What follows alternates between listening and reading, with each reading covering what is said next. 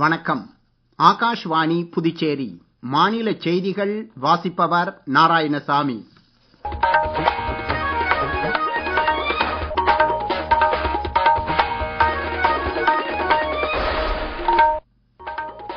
தலைப்புச் செய்திகள்.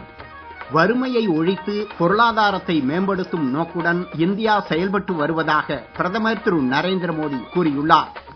கழிவுநீர் தொட்டிகளை பாதுகாப்பான முறையில் சுத்திகரிப்பது குறித்து புதுச்சேரியில் இன்று நடைபெற்ற துப்புரவு பணியாளர்களுக்கான திறன் மேம்பாட்டு பயிற்சியை முதலமைச்சர் திரு ரங்கசாமி தொடக்கி வைத்தார். சர்வதேச யோகா தின விழாவிற்கான முன்னோட்டமாக புதுச்சேரியில் நாளை நடைபெறவுள்ள யோகா தின விழாவை மத்திய அமைச்சர் திரு பிரதாப் ராவ் ஜாதவ் தொடக்கி வைக்கிறார். ஜிப்மரில் புதுப்பிக்கப்பட்ட அவசர சிகிச்சை பிரிவு கட்டிடத்தையும் மத்திய இணையமைச்சர் நாளை நாட்டிற்கு அர்ப்பணித்து வைக்கிறார். இனி விரிவான செய்திகள். இந்தியாவிற்கு ஊறு விளைவிப்பதே பாகிஸ்தானின் குறிக்கோளாக உள்ள நிலையில் வறுமையை ஒழித்து பொருளாதாரத்தை மேம்படுத்தும் நோக்குடன் இந்தியா செயல்பட்டு வருவதாக பிரதமர் திரு நரேந்திர மோடி கூறியுள்ளார்.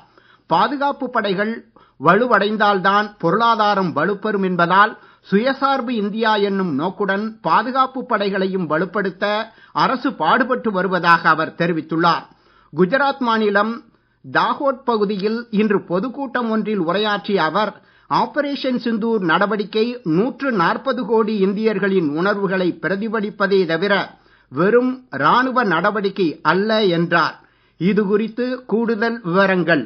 கடந்த 11 ஆண்டுகளில் தனது அரசு மேற்கொண்ட முக்கிய முயற்சிகளால் நாடு ஒவ்வொரு துறையிலும் முன்னேறி இருப்பதாக தாகோட் பொதுக்கூட்டத்தில் பிரதமர் திரு நரேந்திர மோடி தெரிவித்தார். உற்பத்தி துறையில் இந்தியா விரைந்து முன்னேறி வருவதாகவும் தற்போது மொபைல் போன் முதல் ராணுவ ஆயுதங்கள் வரை இந்தியாவில் தயாரிக்கப்படுவதாகவும் அவர் கூறினார். இந்தியாவில் தயாரிக்கப்படும் ரயில் என்ஜின்களும் மெட்ரோ உட்பட இந்தியாவில் உருவாக்கப்படும் முக்கிய தொழில்நுட்பங்களும் தற்போது வெளிநாடுகளுக்கு ஏற்றுமதி செய்யப்படுவதாக அவர் குறிப்பிட்டார். முன்னதாக வதோதராவில் பிரதமர் திரு நரேந்திர மோடி சாலை பவனி ஒன்றை நடத்தி 24,000 கோடி ரூபாய் மதிப்பில் குஜராத் மாநிலத்திற்கான பல்வேறு வளர்ச்சி திட்டங்களையும் தொடக்கி வைத்தார். வெராவல் அகமதாபாத் வந்தே பாரத் எக்ஸ்பிரஸ் ரயிலையும் வல்சத் தாகோட் எக்ஸ்பிரஸ் ரயிலையும் அவர் கொடியசைத்து தொடக்கி வைத்தார். தாகோடில் ரயில்வே துறை சார்பில் நிறுவப்பட்டுள்ள ரயில் என்ஜின் உற்பத்தி ஆலையையும் அவர் திறந்து வைத்து இந்த ஆலையில் தயாரிக்கப்பட்ட முதலாவது ரயில் என்ஜினை இயக்கி வைத்தார்.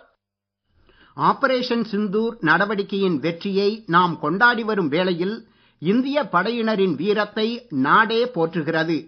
இந்திய படையினருக்கு புகழாரம் சூட்டும் வகையில் ஆகாஷவாணி செய்திப்பிரிவு சிறப்பு தொடர் ஒன்றை ஒளிபரப்பி வருகிறது. அந்த வரிசையில் 1965ஆம் ஆண்டு இந்தோ பாக் போரில் நாட்டிற்காக உயிர் தியாகம் செய்து பரம்வீர் சக்ரா விருது பெற்ற லெப்டினன்ட் கர்னல் ஏபி தாராப்பூர் குறித்து ஒரு செய்தி தொகுப்பு. 1923ஆம் ஆண்டு மும்பையில் பிறந்தவரான லெப்டினன்ட் கர்னல் ஏபி தாராப்பூர் 1951ஆம் ஆண்டு ஏப்ரல் மாதத்தில் பூனா குதிரைப்படை பிரிவில் சேர்க்கப்பட்டவராவார். 1965ஆம் ஆண்டு இந்தோ பாக் போரின் மிகப்பெரிய பீரங்கி சண்டை சியால்கோட் பிரிவில் உள்ள பில்லோரா என்ற இடத்தில் நடைபெற்றது. கலோய் பில்லோரா அச்சுப்பாதையில் இந்திய ராணுவத்தினர் தெற்கு நோக்கி முன்னேறிய போது லெப்டினன்ட் கர்னல் ஏபி தாராப்பூர் தலைமையிலான குதிரைப்படை பிரிவினர் இந்திய படைகளின் வலது விளிம்பாக செயல்பட்டனர். பில்லோரா பகுதியை கைப்பற்றுவதற்கான முக்கிய அரணாக செயல்படும் பொறுப்பு தாராப்பூர் தலைமையிலான படைப்பிரிவிடம் ஒப்படைக்கப்பட்டு இருந்தது.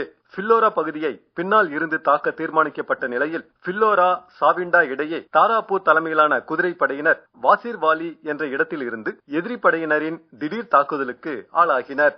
லெப்டினன்ட் கர்னல் தாராப்பூர் இந்த தாக்குதலை துணிச்சலாக எதிர்கொண்டு காலாட் படையின் ஆதரவுடன் பில்லோரா பகுதியை தாக்கினார். எதிரி படையினரின் தொடர்ச்சியான குண்டுவீச்சு மற்றும் பீரங்கி தாக்குதலுக்கு இடையிலும் தாராப்பூர் சற்றும் மனம் தளராமல் தமது முயற்சிகளில் முனைப்புடன் தொடர்ந்து ஈடுபட்டார். இந்த நடவடிக்கையின் போது அவர் மோசமாக காயமடைந்த போதிலும் போர்க்களத்தில் இருந்து அகற்றப்பட மறுத்து தமது படைப்பிரிவினரை தொடர்ந்து வழிநடத்தி சென்றதால் ஆசிர்வாலி கைப்பற்றப்பட்டது.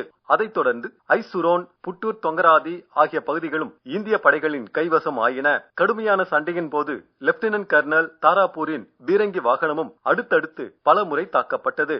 அப்படியும் அவர் அஞ்சாமல் களத்தில் தொடர்ந்து செயல்பட்ட விதத்தினால் படைப்பிரிவினர் பேரூக்கம் பெற்று எதிரி படைகளை பலமாக தாக்கி அவர்களின் 60 பீரங்கி வண்டிகளை அழித்தனர். 6 நாட்களாக நடைபெற்ற சண்டையின் போது உடலில் ஏற்பட்ட காயங்களால் பின்னர் லெப்டினன்ட் கர்னல் உயிர் தியாகம் செய்தார். போர்க்களத்தில் அபார துணிச்சலுடன் இந்திய ராணுவத்தின் உன்னத மரபுகளை காக்கும் வகையில் செயல்பட்டதற்காக லெப்டினன்ட் கர்னல் ஏபி தாராபூருக்கு மரணத்திற்கு பிந்தைய முறையில் பரம்வீர் சக்ரா விருது வழங்கப்பட்டது.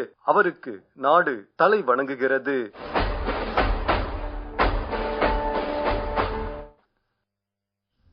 நீங்கள் கேட்டுக்கொண்டிருப்பது மாநில செய்திகள். ஆகாஷ்வாணி செய்திகளை நேயர்கள் உடனுக்குடன் தெரிந்து கொள்ள எமது புதுச்சேரி மண்டல செய்திப் பிரிவின் சமூக ஊடகங்களான @airnews_புதுவை என்ற எக்ஸ் பக்கத்தையும், all India radio news Puducherry என்ற பேஸ்புக் பக்கத்தையும், @RNU புதுச்சேரி என்ற யூடியூப் சேனலையும் அணுகலாம். மத்திய அரசின் நமஸ்தே திட்டத்தின் கீழ் இயந்திரங்கள் மூலம் பாதுகாப்பான முறையில் கழிவுநீர் தொட்டிகளை சுத்திகரிப்பது குறித்து புதுச்சேரியில் இன்று நடைபெற்ற துப்புரவு பணியாளர்களுக்கான திறன் மேம்பாட்டு பயிற்சி பட்டறையை முதலமைச்சர் திரு ரங்கசாமி தொடக்கி வைத்தார். கழிவுநீர் தொட்டிகளை சுத்தம் செய்வதற்கான ரோபோ இயந்திரத்தையும் அவர் இயக்கி வைத்தார். புதுச்சேரி நகராட்சியில் கருணை அடிப்படையில் வாரிசுகளுக்கு வேலை வழங்க நடவடிக்கை எடுக்கப்படுவதாக முதலமைச்சர் தெரிவித்தார்.